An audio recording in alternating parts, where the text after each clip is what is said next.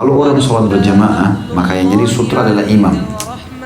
Jadi misal di saf 3 atau saf 2 dari masjid ini, pada saat antum datang ada kosong di ujung sana.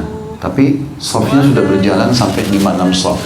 Antum ingin isi saf itu, boleh lewatin makmum. Karena kalau sholat berjamaah yang wajib tidak boleh, yang ada sutranya tidak boleh dilewati adalah imamnya. Makanya biasa masjid-masjid itu pakai mihrab. Ya. Tujuannya supaya tembok itu orang tidak lula lalang.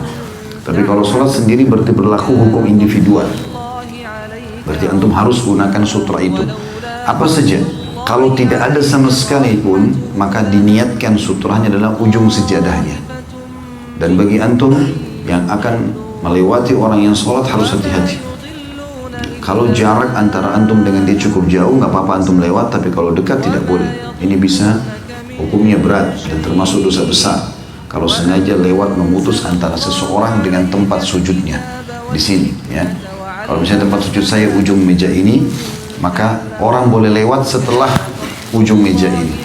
Tapi kalau di antara saya sama tempat sujud, maka itu tidak boleh. Kata Nabi SAW, kalau seandainya seseorang akan memutus antara kalian dengan tempat sujud kalian, tahanlah dia, keluarkan tangan seperti ini. Kalau dia nolak, pukullah dia, karena bersamanya syaitan. Tapi perhatikan di sini, kalau antum sholat sendiri, baru antum lakukan itu. Kalau sholat berjamaah, jangan pukul orang. Karena ini benar terjadi di Masjid Nabawi. Saya lihat sendiri, ada orang tua di sebelah saya sholat. Rupanya orang tua ini salah faham dengan hadis itu.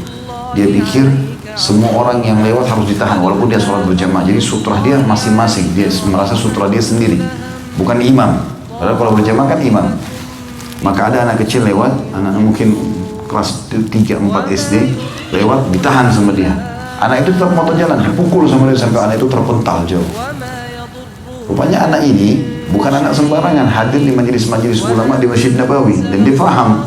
Kembali anak itu habis sholat, lalu dia mengatakan, kamu syekh. Syekh itu orang tua maksudnya, karena orang Arab biasa panggil syekh bisa orang tua, orang kaya, atau orang pintar agama.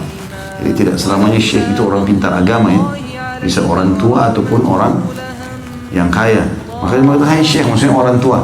Apa kau tidak faham hadis Nabi? Kata anak itu. Itu sutra bagi orang individu. Anda sedang sholat berjamaah, saya tidak layak untuk dipukul.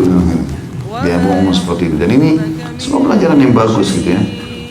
Maka harus difahami. Dan Nabi SAW mengatakan, siapa yang sesungguhnya seseorang di antara kalian menunggu sampai puluhan tahun pun, 40 tahun, lebih baik, lebih ringan daripada dia memutus antara orang dengan sujudnya.